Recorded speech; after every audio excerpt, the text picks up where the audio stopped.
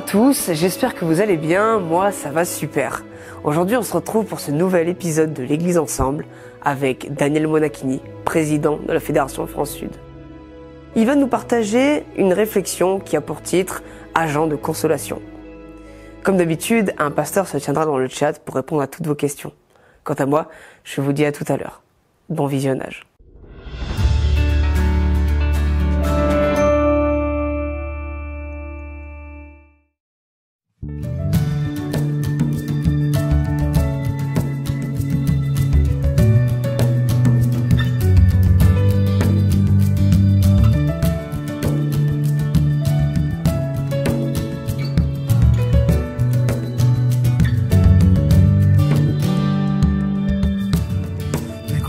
L'arc-en-ciel, la nature et ses mystères,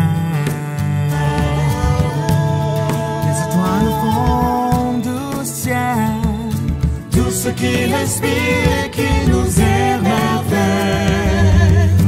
même souris d'un enfant, la tendresse d'une jeune maman, le matin, la nuit, le jour, parle de ton amour.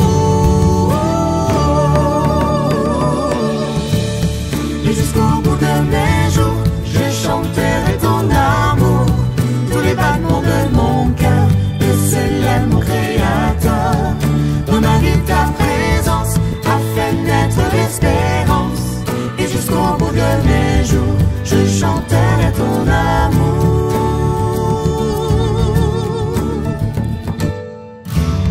Les montagnes et les vallées, les rivières et la rosée, c'est ta main qui les a créés, c'est ta main qui veut répandre en nous la paix.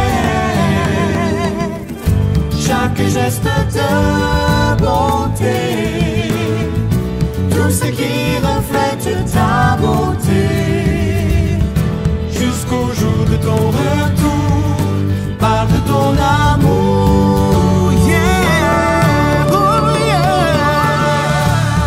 Et jusqu'au bout de mes jours, je chanterai ton amour.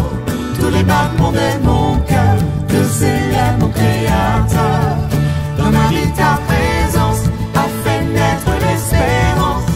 Et jusqu'au bout de mes jours, je chanterai ton amour. Jusqu'au bout de mes jours, je chanterai, chanterai, tous les jours je chanterai. Jusqu'au bout de mes jours, je chanterai, chanterai, tous les jours je chanterai. Je chanterai tous les battements de mon cœur, te célèbre mon créateur. Dans ma vie, ta présence a fait naître l'espérance. Et jusqu'au bout de mes jours, je chanterai ton amour. Et jusqu'au bout de mes jours, je chanterai ton amour.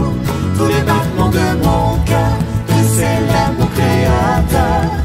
Dans ma vie, ta présence a fait naître l'espérance. Et jusqu'au bout de mes jours, je chanterai ton amour.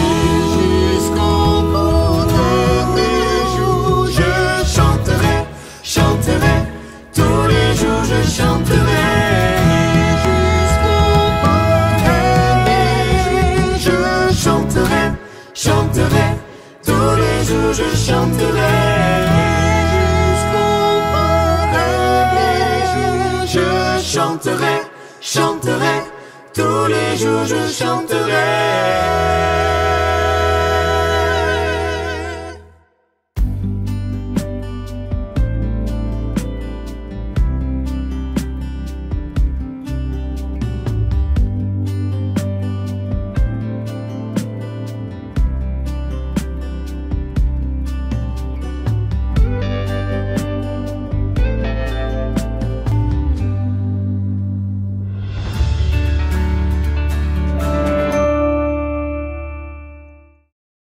Chers amis, chers frères et sœurs, laissez-moi vous souhaiter un bon sabbat et vous encourager là où vous êtes, chez vous, à la maison, probablement en train de suivre ce temps de réflexion et de méditation. Et j'espère que voilà les encouragements que nous trouverons dans cette deuxième épître aux Corinthiens que nous allons un peu parcourir ce matin, eh bien, que sous la plume de l'apôtre Paul, nous trouverons des éléments qui, quelles que soient les circonstances et la situation dans laquelle vous vous trouvez, nous nous trouvons, eh bien, nous puissions trouver une source de réconfort et d'encouragement. Quelques mots rapidement sur ces deux épîtres, ces deux lettres que Paul écrit à l'Église primitive qui se trouve à Corinthe. Tout d'abord, voilà, vous dire, j'ai eu l'occasion de visiter les ruines, les restes de la ville de Corinthe, de la Corinthe ancienne. Il faut s'imaginer la taille d'un grand quartier de nos villes, pas plus, actuelles. La chose qui frappe, entre parenthèses peut-être même qui choque, c'est le nombre de temples païens que vous trouvez très très concentrés dans cette ville, dans un espèce de lieu de pèlerinage du paganisme de l'époque et voilà, malheureusement peut-être du paganisme le plus choquant au niveau des mœurs et des liturgies qui se déroulaient à l'intérieur de ces temples. J'ai rapidement pensé aux communautés chrétiennes de l'époque, à la petite communauté chrétienne, en me disant, à leur place, j'aurais fait mes valises, pardon d'expression, et je serais parti. Et pourtant, l'apôtre Paul les invite à être là où ils sont, là où ils se trouvent des témoins dans les circonstances qui sont les leurs.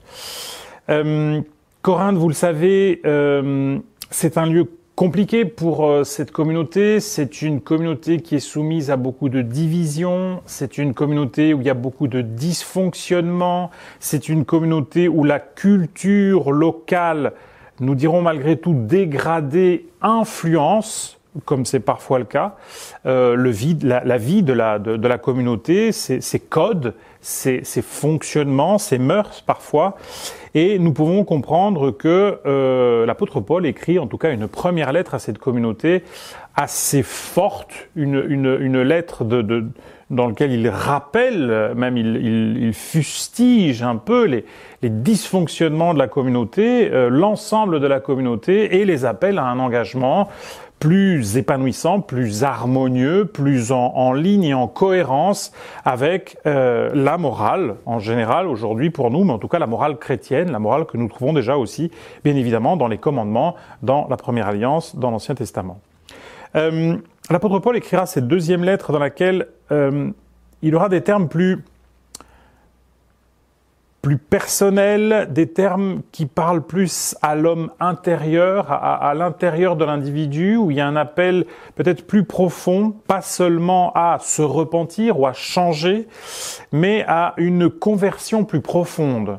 Une conversion pas seulement en apparence, en extérieur, mais une conversion qui touche le cœur, qui touche l'histoire, qui touche l'individu, quelle que soit la situation difficile dans laquelle il se trouve, et qui est un examen de conscience régulier que nous devons tous nous appliquer. Je prends dans le chapitre 7 de cette deuxième lettre des termes extrêmement beaux, une description très belle où l'apôtre Paul va dire à partir du verset 4 « J'ai une grande confiance en vous, j'ai tout sujet de me glorifier de vous, je suis rempli de consolation, je suis comblé de joie au milieu de toutes nos afflictions. Car depuis notre arrivée en Macédoine, notre chair n'eut aucun repos. Nous étions affligés de toute manière, lutte au dehors, crainte au dedans. Mais Dieu qui console ceux qui sont abattus, nous a consolés par l'arrivée de Tite, et non seulement par son arrivée, mais encore par la consolation que Tite lui-même ressentait à votre sujet. Il nous a raconté votre ardent désir, vos larmes, votre zèle pour moi, en sorte que ma joie a été d'autant plus grande. Alors, vous savez que la vision qui accompagne notre fédération, c'est disciples heureux, une église rayonnante. C'est très intéressant ici que cette définition de la joie, du bonheur de l'apôtre Paul, eh bien, nous est un peu décrite en nous disant que il a retrouvé la joie parce qu'il a été consolé. Parce que Dieu est un Dieu consolateur, mais parce que Dieu utilise aussi des instruments, c'est le cas ici de Tite, qui amène et qui incarne cette consolation. La consolation n'est pas quelque chose qui nous tombe dessus par hasard. La consolation est un processus. L'apôtre Paul va dédier le début de cette épître à une description assez intéressante d'un processus auquel il nous invite tous, un cheminement. Je reprends le premier chapitre. À partir du verset 3, nous avons, je lirai avec vous les 3 premiers versets de cette deuxième partie du premier chapitre. Vous pouvez continuer tranquillement la lecture. Elle enrichira et approfondira le développement de l'apôtre. Béni soit Dieu, le Père de notre Seigneur Jésus-Christ, le Père des miséricordes et le Dieu de toute consolation, qui nous console dans toutes nos afflictions, afin que par la consolation dont nous sommes l'objet de la part de Dieu, nous puissions consoler ceux qui se trouvent dans l'affliction. Je disais, vous pouvez continuer la lecture, elle est très enrichissante. C'est très très très intéressant que l'apôtre Paul ici définit tout d'abord la caractéristique majeure de cet élan que Dieu a envers ses créatures. Le Père, vous voyez avec moi au verset 3, des miséricordes, complété par cette autre définition très belle, le Père des miséricordes, vous voyez qu'il y a un pluriel, et le Dieu de toute consolation. On aurait très bien pu écrire le Dieu consolateur. Cependant, l'apôtre Paul insiste sur cette action vaste, profonde, cette action vraiment qui touche la profondeur et qui est sans limite pour l'individu qui s'ouvre à cette action de Dieu, le Dieu de toute consolation. Alors Dieu veut nous consoler, il veut nous consoler dans toutes nos afflictions. Et l'apôtre Paul dit qu'il est ressorti de cet état d'affliction, même s'il est entouré d'affliction, parce que Dieu l'a consolé. Et parce que Tite a été porteur de cette consolation, de cette espérance, de cet optimisme même que les Corinthiens, malgré leurs limites, malgré leurs échecs, malgré leurs divisions, ont amené et dont ils sont les témoins. Ici, donc, le texte nous invite à réfléchir sur notre compréhension de Dieu, comment nous définissons, comment nous comprenons, comment nous avons hérité peut-être aussi des caractéristiques, de l'image, de la personnalité, de la dimension des actions divines, comment nous les accueillons dans notre cœur, comment en profondeur peut-être nous les définissons. Et ici, Paul insiste sur cette action de miséricorde et de consolation, encore une fois d'une consolation très vaste, le Dieu de toute consolation, qui nous console, afin que, nous puissions nous aussi consoler.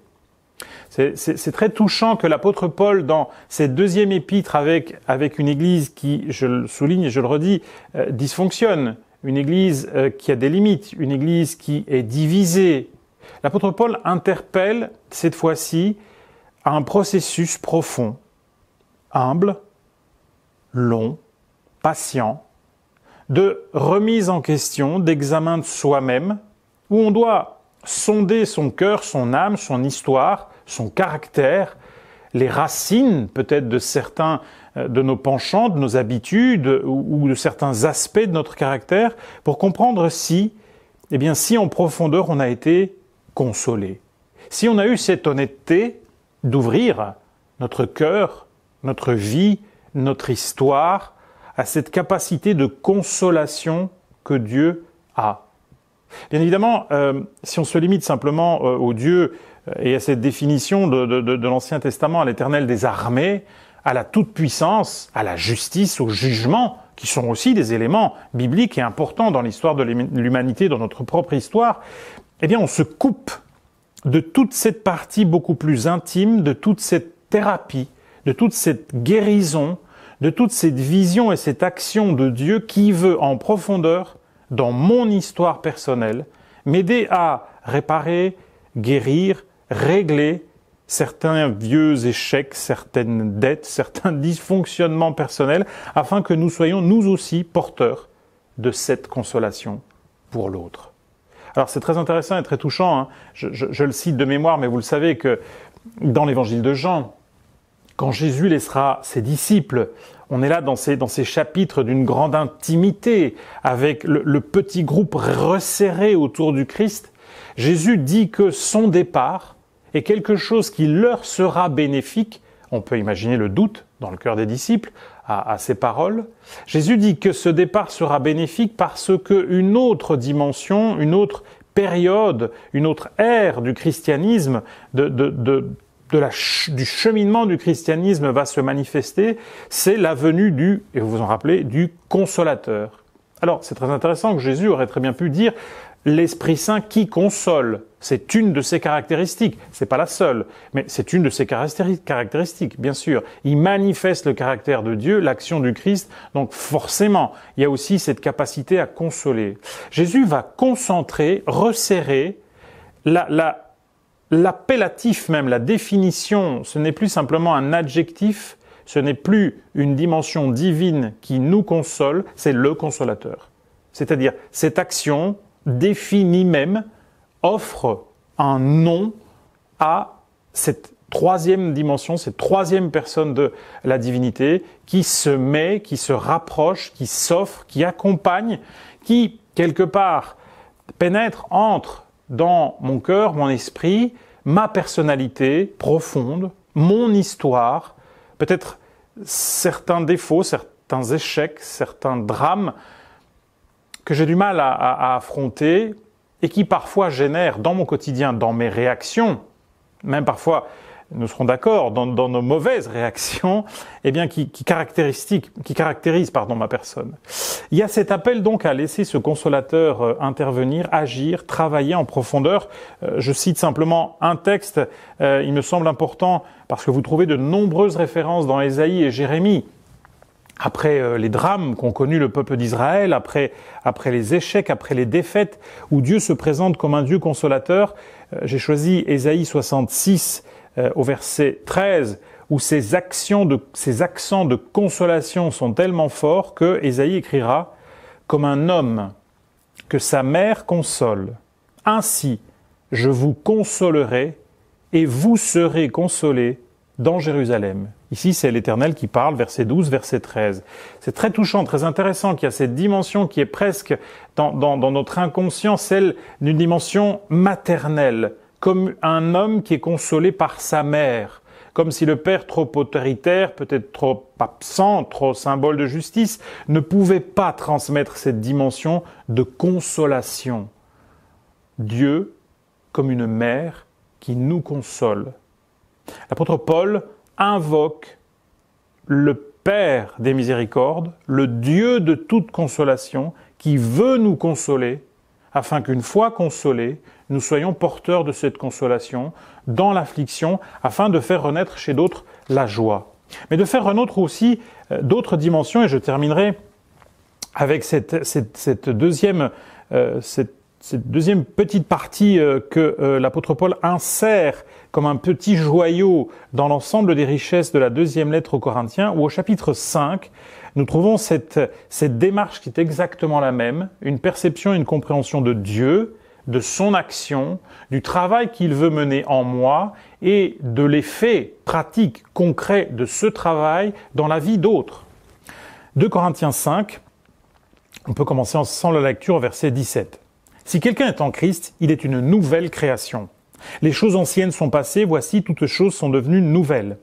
Et tout cela vient de Dieu qui nous a réconciliés avec lui par Christ et qui nous a donné le ministère de la réconciliation. Car Dieu était en Christ, réconciliant le monde avec lui-même, en n'imputant point aux hommes leurs offenses. Et il a mis en nous la parole de la réconciliation. Nous faisons donc les fonctions d'ambassadeurs pour Christ, comme si Dieu exhortait par nous. Nous vous en supplions, au nom de Jésus, soyez réconciliés avec Dieu. » Vous voyez ici cette magnifique définition, à nouveau, cette démarche, ce cheminement, ces différentes étapes qui nous sont proposées. 1. Accepter, redécouvrir, ou découvrir peut-être pour certains, que Dieu est le Dieu qui réconcilie, qui rapproche, qui ramène des vies, des cœurs, mais peut-être aussi des émotions qui ont été maltraitées, malmenées, humiliées dans notre enfance, dans notre vie de couple, peut-être parfois dans la compréhension de aussi notre éducation, de comment nous avons été traités. Dieu est ce Dieu de justice, parce qu'il console et il réconcilie. Et donc il veut, et vous voyez ici, il manifeste en Christ cette réconciliation avec le monde, parce qu'il est réconciliation, je dois l'accepter. Il veut en moi œuvrer pour cette réconciliation, peut-être même avec moi-même, avec ce vrai moi, cette image de Dieu qui est en moi, et qui peut être polluée ou abîmée par bien des circonstances et par bien des drames ou des tragédies de l'enfance ou de l'adolescence. Ici, Dieu appelle le croyant, le chrétien, le disciple à être réconcilié avec lui, à être réconcilié en profondeur avec lui-même et à être porteur de cette réconciliation. Pas des gens animés par la colère, des gens animés par le mépris, par la peur de l'autre, la peur de Dieu, la peur des circonstances, la peur de soi-même, la peur de l'échec, des gens qui sont consolés, des gens qui sont réconciliés et qui sont donc porteurs de cette consolation et de cette réconciliation. Il me semble, mais je crois que nous pouvons nous retrouver là, que dans les circonstances que nous traversons, dans bien des situations dans nos familles, dans nos vies personnelles, dans nos couples, dans nos liens avec nos enfants, petits et grands, sur nos lieux de travail, là où peut-être nous étudions avec d'autres, ou même souvent dans nos vies d'église. Combien d'entre nous ont vraiment, en profondeur, peut-être avec pudeur ou avec une forme de détachement, sans oser l'admettre, besoin de cette consolation, besoin de cette accessibilité à un Dieu qui console, besoin d'un frère, d'une sœur, d'un ami, d'un proche qui soit porteur, qui incarne cette consolation, qui incarne cette réconciliation. Vous voyez qu'ici, c'est extrêmement touchant. L'apôtre Paul termine avec un appel qui n'est pas familier dans sa bouche. Bien évidemment, en nous appelant à la mission, nous faisons donc les fonctions d'ambassadeurs pour le Christ. Nous sommes ses représentants. Nous réconcilions, nous exhortons. Vous voyez qu'il y a un appel tendre, doux, profond, patient qui est lancé. Et Paul continue en disant « Nous vous en supplions ». C'est une supplique. C'est pas un ordre. C'est pas une injonction. C'est pas « tu dois parce que c'est ton devoir ». C'est une supplique. C'est une supplique parce que quelque chose de magnifique t'attend. Parce qu'une force, une énergie, une dynamique profonde, riche, apaisante, peut être portée par ta vie, tes paroles, ton sourire, ton action. Mais elle ne démarrera, elle ne pourra éclore parce qu'elle est déjà là en toi que si tu acceptes cette supplique et cet appel qui dit « Nous vous en supplions ». Au nom de Christ, soyez réconciliés avec Dieu. Soyons réconciliés avec l'image du Père. Soyons réconciliés avec nous-mêmes. Soyons réconciliés avec l'action de son esprit en nous. Acceptons d'être peut-être dans une forme de lenteur, de ralentir, de patience, de compassion, de miséricorde et d'amener cette consolation et cette réconciliation. C'est beaucoup plus complexe, beaucoup plus difficile. C'est un enjeu plus lourd que de simplement transmettre une parole qui dénonce le mal. Parfois c'est nécessaire, face à l'inégalité, face aux injustices. Mais l'action vraie, profonde, constante, sur le moyen et long terme, c'est celle de la consolation et de la réconciliation. Que nous puissions acquérir humblement, simplement, la richesse de ce témoignage, de ces paroles, de cette parole de Paul qui, face à des divinités païennes qui écrasent, qui nous mettent en compétition, qui sont arrogantes, qui sont orgueilleuses, qui célèbrent la victoire sur l'autre, nous puissions accepter cette autre dimension, cet autre temps, de sortir de l'idolâtrie, de nous placer dans ce ministère de consolation, d'être des ambassadeurs de réconciliation. L'apôtre Paul conclura avec ces paroles magnifiques, cette deuxième lettre qu'il va écrire à nos amis de Corinthe, en disant « Au reste, frères, soyez dans la joie, perfectionnez-vous, consolez-vous, ayez un même sentiment, vivez en paix, et le Dieu d'amour et de paix sera avec vous. » Dernier verset de cette deuxième épître.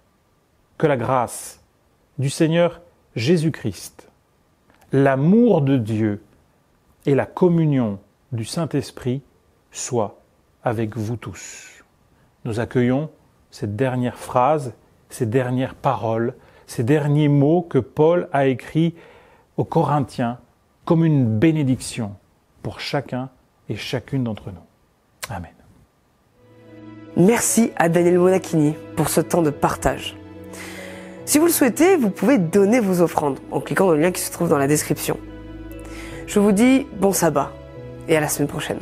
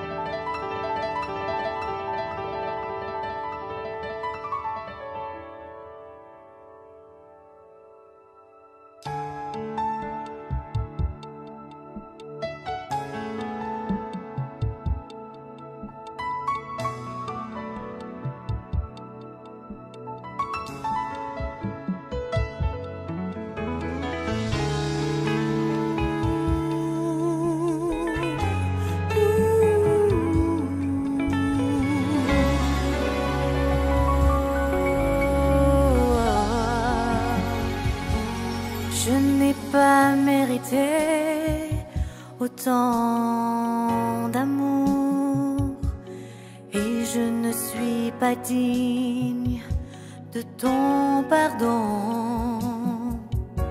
Pour moi tu as tout donné, tu t'es sacrifié. Moi je t'aimerai toujours, Dieu d'amour. Je n'ai pas mérité autant d'amour et je ne suis pas digne de ton pardon. Pour moi tu as tout donné, tu t'es sacrifié. Moi je t'aimerai toujours, Dieu d'amour. Je veux t'adorer, mon libérateur, sauveur de l'humanité, venu pour nous délivrer. J'élèverai mes mains vers le ciel, car c'est toi qui dans ma vie est essentiel. Le bonheur à tes côtés est éternel. J'élèverai ma voix pour te célébrer. Tu m'as libéré.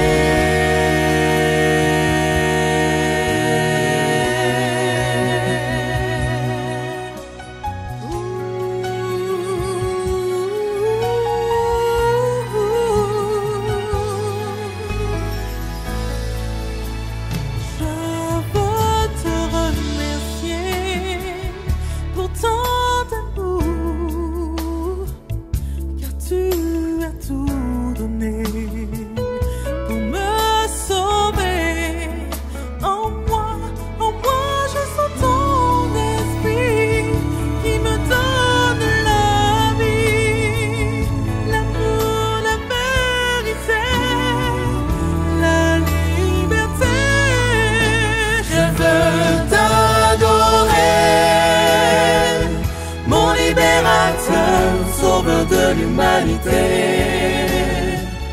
venu pour nous délivrer. J'élèverai mes mains vers le ciel, car c'est toi qui dans ma vie est essentiel. Le bonheur à tes côtés est éternel. J'élèverai ma voix pour te célébrer. Tu m'as libéré.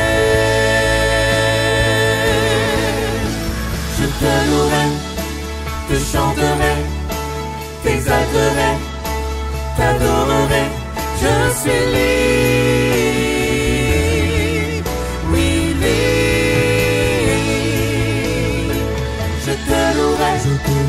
te chanterai, t'exalterai, t'adorerai, je suis libre, oui libre. Je te louerai, te chanterai, Je te louerai, t'adorerai, je te chanterai libre, oui libre. je te louerai, Je te te chanterai, louerai, t'exalterai, mon t'adorerai, sauveur. je suis libre, En toi Jésus, oui libre. alléluia.